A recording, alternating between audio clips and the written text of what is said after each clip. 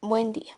A continuación vamos a tratar el tema sobre la violencia en Centroamérica, para lo cual abordaremos los siguientes ítems: acuerdo de Esquípulas, conflictos armados internos, papel de Estados Unidos, violencia y contexto social actual, pronunciamiento de la Comisión Interamericana de Derechos Humanos.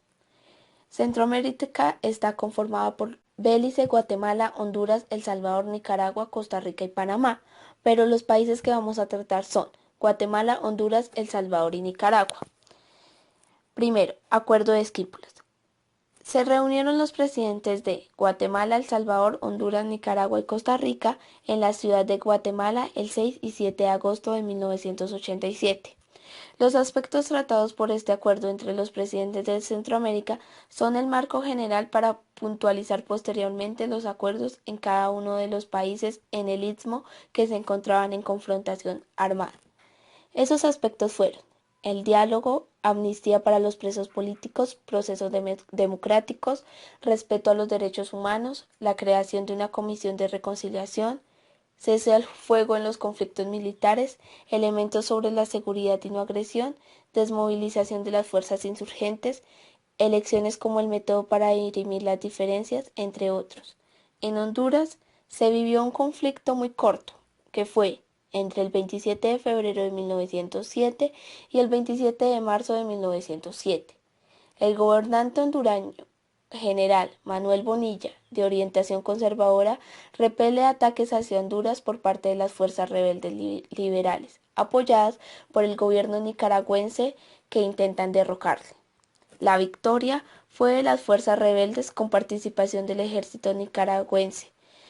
Hubo una intervención estadounidense y el derrocamiento del presidente hondureño Manuel Bonilla.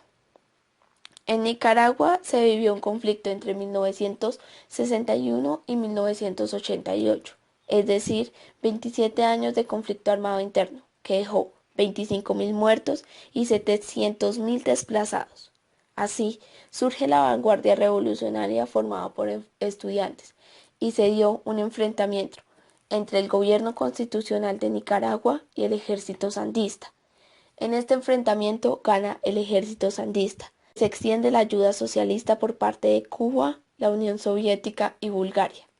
Se dio una contrarrevolución, la cual no dio frutos, y, así, se firmó el Acuerdo de Sopoa en 1988, agrupando los partidos opositores en la Unión Nacional Opositora. Se efectuó la gran consulta popular, que se hizo específicamente en las regiones autónomas. Después, el gobierno otorga derechos y garantías a las comunidades bajo la modalidad de autonomía regional multiétnica.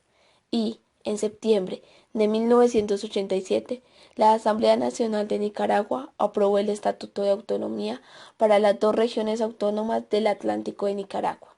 Así, se erige una nueva constitución política que reconoce la diversidad cultural, lingüística y étnica de la nación nicaragüense, lo cual pues lo podemos encontrar en el artículo 5 de la Constitución de la República de Nicaragua. En Guatemala se vivió un conflicto entre 1982 y 1996, es decir, 36 años de conflicto armado interno, que dejó 200.000 personas muertas y 50.000 desaparecidas. Los partidos de oposición eran las Fuerzas Armadas Revolucionarias, el Ejército Guatemalteco de los Pobres, la Organización de los Pueblos en Armas y el Partido Guatemalteco del Trabajo, los cuales se unieron en la Unión Revolucionaria Guatemalteca. Este conflicto con las fuerzas militares guatemaltecas dejaron desapariciones, asesinatos selectivos de los líderes políticos opositores, masacres a la población civil, en su mayoría indígena. En 1996 se firmó el Acuerdo de Paz firme y duradera entre el gobierno de Guatemala y la URNG, que fue el resultado del proceso de democratización. Lo que buscaba este acuerdo era el reconocimiento de una nación multiétnica, plurilingüe, multicultural y de derechos específicos para los pueblos indígenas.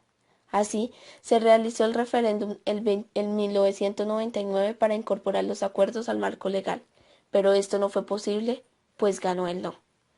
Los derechos que aquí se recogen son con poca dimensión a sus derechos humanos sustanciales, tanto colectivos como individuales, y la Constitución de 1985 tiene un contenido muy pobre en referencia al reconocimiento de la diversidad étnico-cultural. En El Salvador, debemos recordar que hay unos antecedentes históricos de la justicia constitucional, como que es hasta los últimos 15 años del siglo XX que se adquiere plena conciencia de la noción de supremacía constitucional y, por lo tanto, de la Constitución como conjunto normativo. Además, que El Salvador se crea como Estado, cuando nace la vida política independiente, lo cual hace como Estado constitucional. En El Salvador se vivió un conflicto entre 1981 y 1992, es decir, 12 años de conflicto armado interno, que dejaron 75.000 muertos y 4.000 desaparecidos. Este conflicto se dio por la permanencia del régimen político-militar autoritario, falta del sistema legislativo representativo, violación a los derechos humanos y represión contra la oposición. Se enfrentaban las Fuerzas Armadas salvadoreñas y el Frente Farabundo Martí para la Liberación Nacional.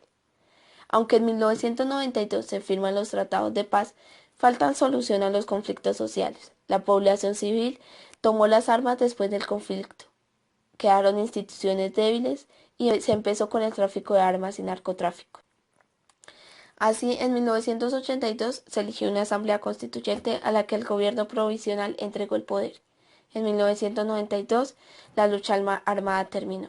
Se dio una reforma entre 1991 y 1992, donde se modifica sustancialmente el sistema de garantías para la protección de derechos fundamentales, en el que se introdujeron instituciones y cambios estratégicos que oportunamente darán los efectos favorables que se buscaban al introducirse como reformas, las cuales eran el sistema electoral y la Fuerza Armada y Policía según la reforma constitucional, donde habrían dos ministerios, la defensa y la seguridad nacional. A continuación vamos a tratar el papel de Estados Unidos. La política norteamericana se concretó por medio del apoyo económico y militar a los gobiernos de El Salvador y Guatemala, en el intento de detener las posibles revoluciones que lidera la insurgencia armada en cada uno de estos países. Por su parte, Honduras y Costa Rica prestan su territorio para hospedar a la contrarrevolución y de esa manera bloquear a la revolución sandista.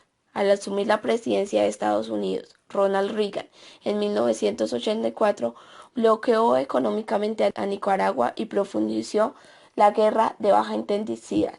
Los gobiernos de Costa Rica, Nicaragua, Honduras, El Salvador y Guatemala firman los llamados Acuerdos de Esquipulas.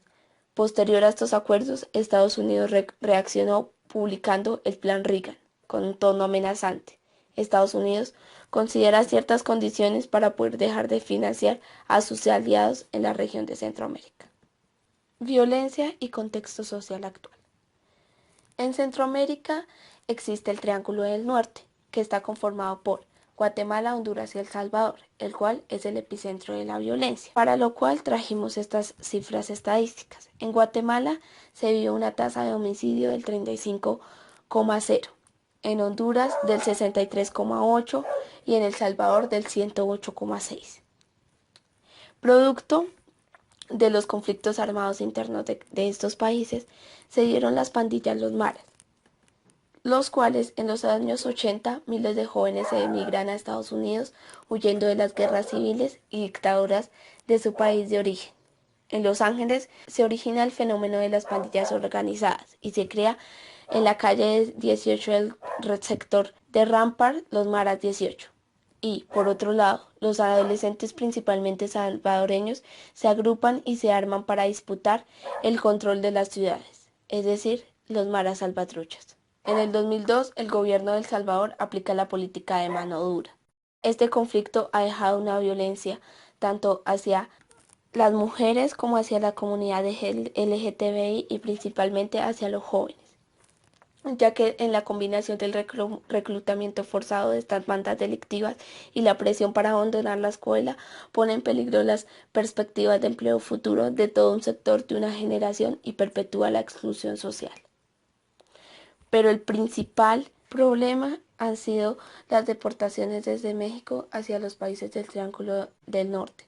Acá vemos que entre el 2010 y el 2015 en Guatemala aumentó en un 188%, en Honduras un 145% y en El Salvador un 231%. En cuanto a esto, el pronunciamiento de la Comisión Interamericana de Derechos Humanos, para lo cual vamos a tratar los siguientes ítems. Temas de mayor preocupación de los comunicados de la Comisión Interamericana de Derechos Humanos entre el 2009 y el 2014. Grupos en situación de vulnerabilidad. Peticiones interpuestas ante la Comisión Interamericana de Derechos Humanos entre el 2008 y el 2013 y el nivel de cumplimiento por país en las medidas de reparación dictadas por la Corte Interamericana de Derechos Humanos entre el 2009 y el 2014. Los temas de mayor preocupación en los comunicados de la Comisión Interamericana de Derechos Humanos han sido la criminalización de la protesta, después las garantías judiciales e impunidad, la igualdad y no discriminación, la libertad de expresión y el medio ambiente y conflictos sociales. Los grupos en situación de vulnerabilidad mencionados en los comunicados de la Comisión Interamericana de Derechos Humanos han sido sobre todo periodistas, defensores de los derechos humanos, niños y niñas, víctimas de graves violaciones, pueblos indígenas, entre otros. Las peticiones interpuestas ante la Comisión Interamericana de Derechos Humanos entre el 2008 y el 2013 han sido en Costa Rica un total de 364, en El Salvador de 53, en Honduras de 121, en Guatemala de 233 y en Panamá de 104. El nivel de cumplimiento por país de las medidas de reparación dictadas por la Corte Interamericana de Derechos Humanos entre el 2009 y el 2014, vemos que en Guatemala en un 30% se ha incumplido, en Honduras un 3%, en Panamá un 4%, en El Salvador un 7%. Faltan por supervisar en Costa Rica un 7%, en El Salvador un 23%, en Guatemala un 24% y en Honduras un 15%. Se ve que estaba parcialmente cumplida en El Salvador un 10%.